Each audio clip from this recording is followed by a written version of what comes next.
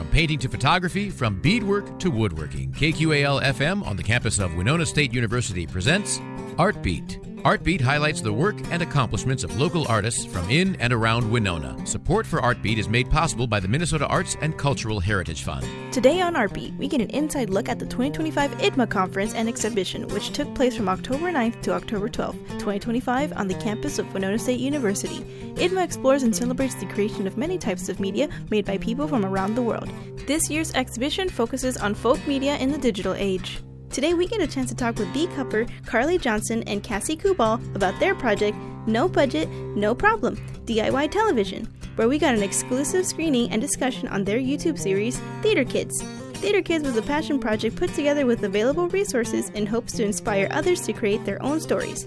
I'm Kristine Osorio, inviting you to join me as we tune into No Budget, No Problem, DIY Television, today on Artbeat.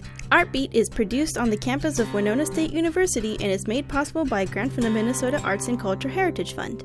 Hi, I'm Bea Kupper, and we were presenting Theater Kids, DIY Television. I am Cassie Kuball. I was in charge of some post-production details on this project.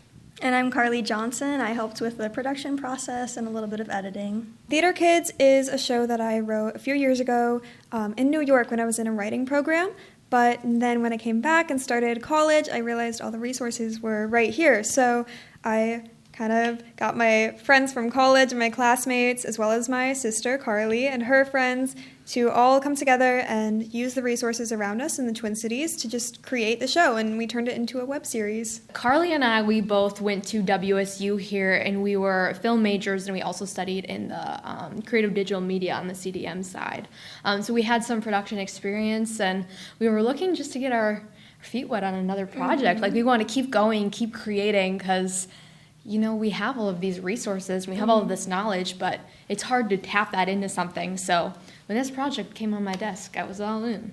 Yeah, I think as a student, you always have creative projects, and that does not have to end once you graduate. And so having my sister write up an entire series for us gave us the perfect opportunity to jump on that and actually bring it to life and make it a reality. I think it was really fun for me to feel like I'm actually doing it, and it was definitely confirmation that this is what I love and this is something that I want to do. It's always been a dream of mine, and I look up to women like Mindy Kaling and Tina Fey and Quinta Brunson and Amy Poehler, and so to actually kind of follow in their footsteps of just making weird little things as a college student, that was very cool and very much okay, I could do this forever and be happy. So it was really fun, and it was a really good group of people too.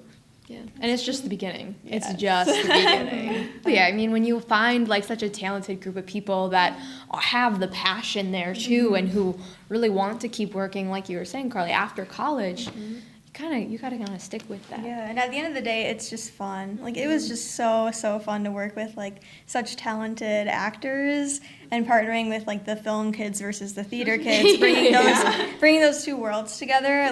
They benefit each other in such a really cool and powerful way. So that came together really nicely. I'd say the biggest challenge was just figuring out the schedule and figuring out how to get people to take it seriously, even though it is just a fun thing that we're all doing and we're laughing and we're having fun.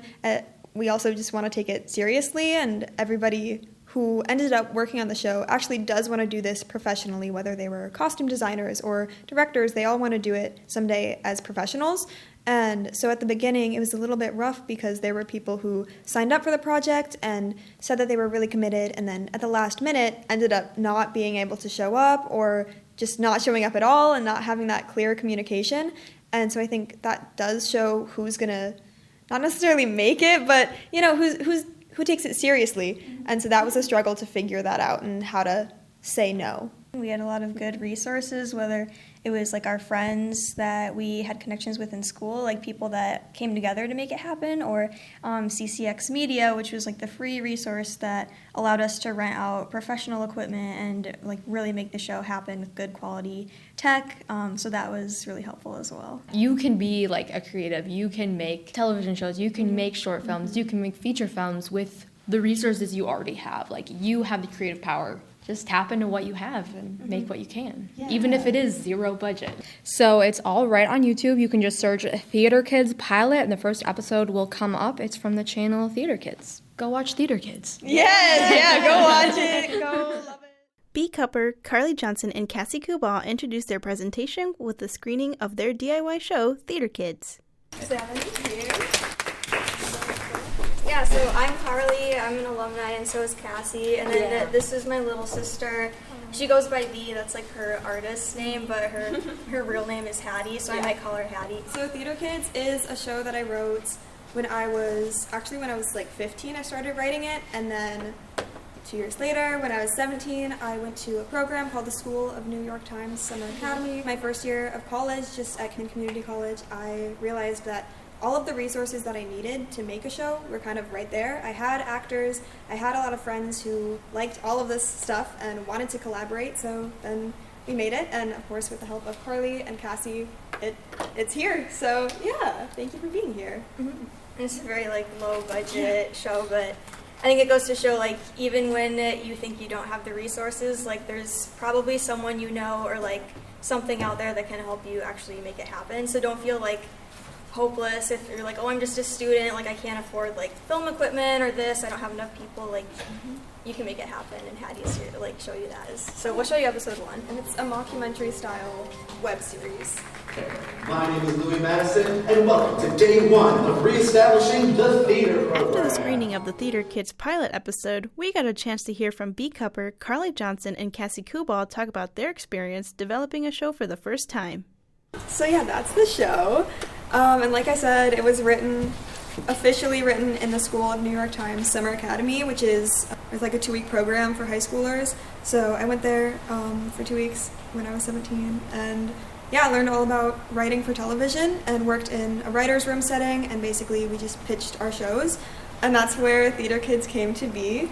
And you had to make like an official pitch deck for it too, right? So it was an official pitch deck of 3 seasons, like 25 episodes per season, like 25-minute episodes. So there's a lot. Obviously, they were not 25 minutes. Yeah. It's just a short web series, only 8 episodes, and each one is like 10 minutes. So there was a lot that I wrote, and only a fraction of it actually ended up happening. But the fact that it happened at all is still like very cool and like a dream come true. But obviously it's very like low budget, very like goofy and just silly. Yeah, so not like an official show, but very fun. And then I can talk about our resources that we used, and this is a really great resource for you guys too. So just because you're a student, don't let that overwhelm you. There is a way to like do creative stuff with your friends, like you can make it happen. Really quick with like production, just so you know like the timeline of it all. We did all of this. Obviously, Hattie spent so much time like writing the show, but as far as production, we did it all in like 2 weeks. So we were filming at a theater like Monday through Thursday, basically, like regular like office hours, like anywhere from like 9 to 4 or 5. Like we were there all day, and we scheduled it like 20 to 30 minutes for each like scene, just so we could do like 3 takes and let the actors like have fun with it and do whatever they want. So that's how we kind of did the schedule, and then it was like 7 weeks of the editing process, which I edited the later episodes, but Cassie did these 2, so she handled all of the editing process for these 2 episodes. And then we did use 2 set locations as well, so you can see there's like an indoor scene and an outdoor scene in this last episode, and those were like 2 different building locations, just because one we had to use the theater, and then another we wanted like a nice grass area, so we were like, okay, we'll just go somewhere else. For like things like locations, this is filmed in a theater, so that made it easy because we just had to reach out to theaters. And so I just emailed like I just found emails on websites of theaters and official theaters, and just emailed all of them in the Twin Cities and said like, do you have any student discounts? And there were a lot of them that were very expensive and that did not. But one of them actually emailed back and responded and said that because I had performed there when I was like a younger theater kid, they actually like wanted me to come back as an alumni, and they did have student discounts. So like if you just keep reaching out, you'll hear a lot of people say no, but then eventually something will come up and it's going to work out, and you'll be able to probably get some kind of student discount because they want to support students and they want people to create things. So if you ask for a student discount, you might be able to get more than you would have otherwise. So Yeah. that's something to keep in mind too, that being a student actually can work in your advantage. Yeah, this is a great resource that we found out about thanks to our technical director, Tommy. He knew about this. It's called CCX Media. It's over in Brooklyn Park. So I don't know if you guys are like from the Twin Cities or able to like get up there anytime, but they have really, really good resources for students or just anyone. And it's free. So we literally got like really nice Panasonic 4K video cameras for free as like a rental.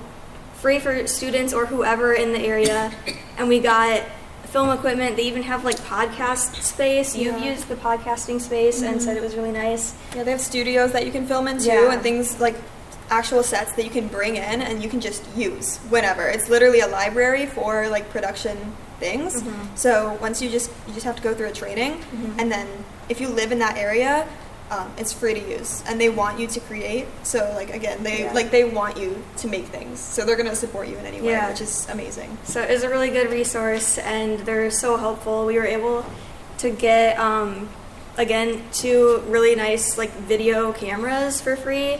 We got a boom mic and then like the Rode nice mics to wear for our actors as well. So really great resource, and that saved us so much money, because I went into this fully thinking, okay, we're gonna have to like rent out some decent equipment. Like I have one camera that I used for my capstone project and it's good, but we want like 2 nice cameras for such a big project like this. If you have access to like the Twin Cities area and like Brooklyn Park, really, really good resource to know about. And then Cassie did all the post-production for these. Yeah, so I just want to talk a little bit about post-production. I've edited my episodes on a software called Wondershare Filmora. I found it's really, really good. There's a lot of affordable options out there. Obviously, like Premiere is, kind of top of the line, but Premiere is also expensive. Adobe Suites are expensive. So this for like a lifetime subscription is $80, or it's like $6 a month for students. So it's super affordable, and I think it has like a lot more options than something like iMovie might have, or if you like have edited in Canva or like DaVinci, things like that. It just has a lot of the technical capabilities that Adobe products have. You can really manipulate the footage in cool ways. The other thing that was really unique for this project was this was the first time I ever edited like independently, like I call it. Like I was never on set with these lovely ladies. I just got the scripts, I got the decks, I got to have fun with the footage. I got to really have fresh eyes on everything and really find the story myself there. I thought that was going to be a big challenge, but it honestly ended up being a big asset, because I got to look at everything with fresh eyes and find my own way into the story. Another thing I found while editing this project is audio is super, super important, because when you're watching something, the audio is something that you notice almost right away subconsciously. So I spent a lot of time manipulating the audio. And a good resource I found was Adobe Podcast, which is absolutely free to use, and you can go in and enhance vocal audio really easy, really easy. I know, Karleigh, I think you used it a little bit on some of your episodes too. Another right? one that's really nice is Descript. That's another software that it'll have like closed captionings automatically if you want that, and it'll enhance audio really, really well. I use that for an internship, so if you want like really good quality enhancing software, that is a good one as well. So. Yeah, so don't skimp over audio. Take the time to make things sound great. And then the note I kind of wanted to end on is that editors are storytellers. Like, there is so much comedy that you can find in the edit. Obviously, this is a comedy series, but it works in any kind of genre. You can make a story like 10 times funnier by cutting it off early, or leaving an extra beat, or maybe cutting away to something silly. So you might have the script in front of you and you have the footage in front of you, but you can create a whole new story and be a storyteller and a comedian all on your own, just in the editing room, which I found something I didn't know before, and I found it a lot of fun. Honestly, the whole project was a ton of fun. And I like what you said before about having fresh eyes, because Cassie was never on set. She didn't even know these people. She didn't know the cast, and so I organized the footage, and I said, here's the footage for the episodes, have fun with it, and she was able to creatively put it together with, again, a new perspective. So editors are so important, and they have such a talent for seeing the story in a certain way. And it was fun to see how Cassie took what we made and made it its own thing. Yeah. So. And she was able to understand exactly what the vision was too, even though she wasn't there and she wasn't seeing like the actors improvise and all that. She was still able to like perfectly understand what it was and use her editing skills to make it match that vibe. Like if there was no miscommunication, like it was understood. Overall. Yeah, we had a couple of follow-up meetings after, and I think it all went really well. And part of that's because you had a nice setup of like inspo and like storyboard ideas and pitch deck to really get the vibe across. So and that's something that with any project that you're gonna make, you will want to make a very detailed pitch deck, even if you're just like scrolling on Pinterest and like getting ideas and getting the vibe. Like that is actually so helpful, just in like a lot of different pictures, because then you can show that to the cast and you can show that to everybody, and then everybody can have a good understanding of exactly like what the vibe is, even if that seems like it's a weird word to use, but like that is what you're looking for. And in designing the characters, like Hattie created all of these characters herself, so and they're all so complex and unique. So we can open it up to Q&A if you guys have questions. I have a question for you right away. About how many, like you say 7 weeks, about how many hours did you put into 8 episodes? It was 7 weeks between the two of us, me and Cassie, editing together. So she did, the first half of the episodes and I did the rest. So I did like the final episodes. So it was divvied up with that, but also we were both working. You were working like full time, so it was kind of like an after hours thing. So I would say if we're not working, it would have taken way less time. Karleigh and I met a couple of times one-on-one to kind of make sure like our tones lined up and like we were kind of still communicating the same things with our... There were times where actors just kind of improvised, which was great, and it ended up being like, the best take. But then we have 7 different versions of one scene, and so Karleigh went out and like picked each one. And then gave it to Cassie. Like honestly, sorting through footage is like what takes the most amount of time. So just set aside time for that. And then once you have like all of the takes kind of figured out, then it gets to the fun part of like, okay, like what do we want to add in here? How do we want to put it together? There were definitely a lot of people who kind of thought it was like a really, really casual thing. And like I said, this was something that was like just for fun, and we all had a lot of fun with it. But also, I think we all like take it seriously and like all want to do well, even though it is just a fun, funny thing. And there were people who didn't really understand or didn't have a good understanding of how many people went into this. There were probably about like 50 people who I was communicating with at least weekly, maybe daily, answering questions about different scenes, answering questions about the script, editing, writing, filming schedule, location, cameras, all of this stuff, and extras too. And so then last minute, there were a few people who were like, I want to be in this all the way, like I'm ready to take on a big part. And then last minute we're like, I don't really know if I can show up. It's like, what? We can't do that, because there are 50 people not only relying on me, but relying on you to show up too.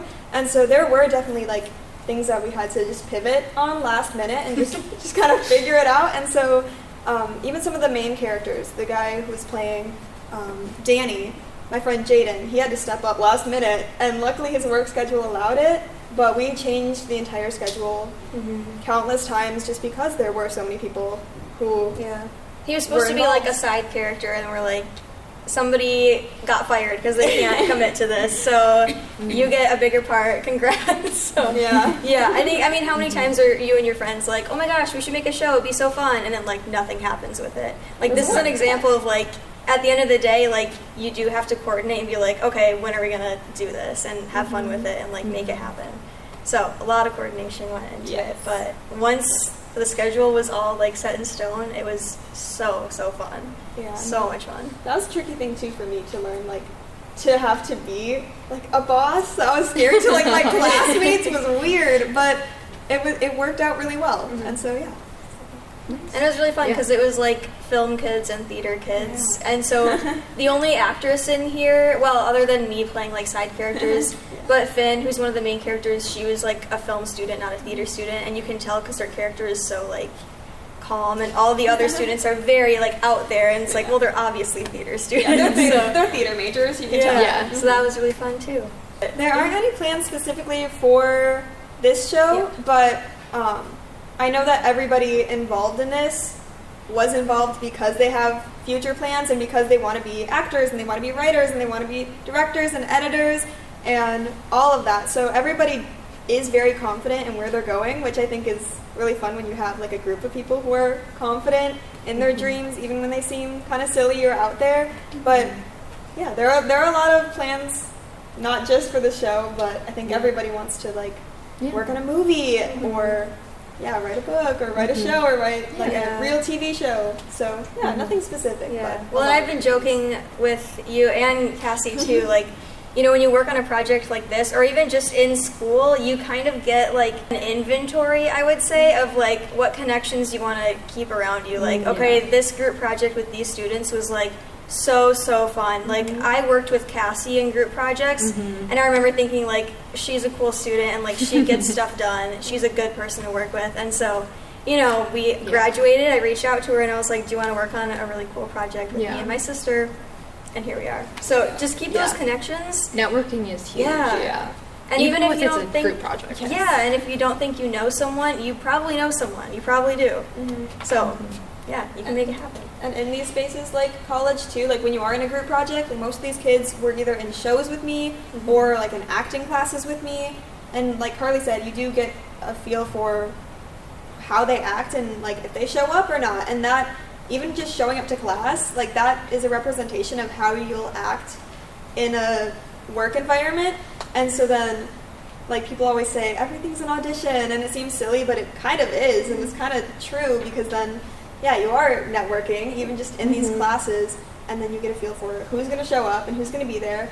And most likely, if you want to make something, other people in your class want to make it too. And so then they're probably going to do the things that you don't want to do. And then it works out. It's a great team. Right, Yeah, having Tommy be our tech guy whenever there's like an issue, like, Tommy. And he could handle, you know, the things that I couldn't. So where one person fails, the other succeeds. And so, like, having the inventory of, like, different skill sets, too. Like, don't always be friends or work with people who are, like, exactly like you. Because, you know, that's not good. You want to have strengths in every corner. So work with people that are like diverse with a ton of skill sets, and you will succeed. So, and I will also say, just in terms of the show, you can watch the whole series on YouTube for free. Yeah, search Theater Kids on YouTube, you'll find it. Yeah. All 8 episodes. We had a premiere party just to celebrate with everybody. So everybody invited all of their friends and family from actually like across the whole country. People came up to see it just in our little backyard, and it was very fun. And then in that, again, like Cassie mentioned, like it's networking. Yeah. Weirdly enough, there were a lot of people who, like, we exchanged numbers and they were like, I want to work with you again. Like, let me know if you're ever, like, making anything else. Like, oh, are you making another show? Like, I want to be in it. And so it was, like, a very unexpected opportunity to meet new people and to make those connections again. And, to have more plans in the future so that I know that if I am ever making another show, like, I have a lot of people now who I can talk to and who I can call to, and like, you know people and you know people who we can, and those networks just grow. So that was a very unexpected form of networking. Yeah. I guess just decipher the people that you can really be dependent on, and like now we know who's going to commit and who's not going to commit, and it's like, all right, well, you didn't want to, and when we're famous, you're going to regret it, you know? So, I mean, you kind of figure out, like, okay, who do I really want to work with at the end of the day? And then also just scheduling-wise, because it was really interesting to have, like, Hattie's perspective of, like, a theater kid versus, like, more, like, production experience and my experience. So, you know, Hattie's like, so for this scene, like, how long do you think it's going to take? And that's stuff that, like, she's never had to deal with, and then I've never had to, like, be in a theater, and, you know, it's just the two different worlds kind of clashing, but it was really cool because it came together, like, really nicely. So I think, just figuring out, like, the scheduling a little bit more. Like, I think I set aside plenty of time for certain shots, which was good because it's better to be, like, over-prepared, in my opinion. But, and just who can commit, I think. Yeah. I think I'd just say, like, being confident in my own voice from the start and being okay with saying, this isn't working, this isn't going to work. And you're in or you're out. And probably by, like, the second week, I had a good feel for how I was in like, a work environment. I remember, like, Karleigh kept asking me, like, are you okay? Like, are you stressed? I'm like, no, I'm doing great. Normally I'm very out there and bubbly, but in this, I was just so, like, in the zone. Like, okay, here's what we're doing. No, that doesn't work. Like, I was just weirdly serious.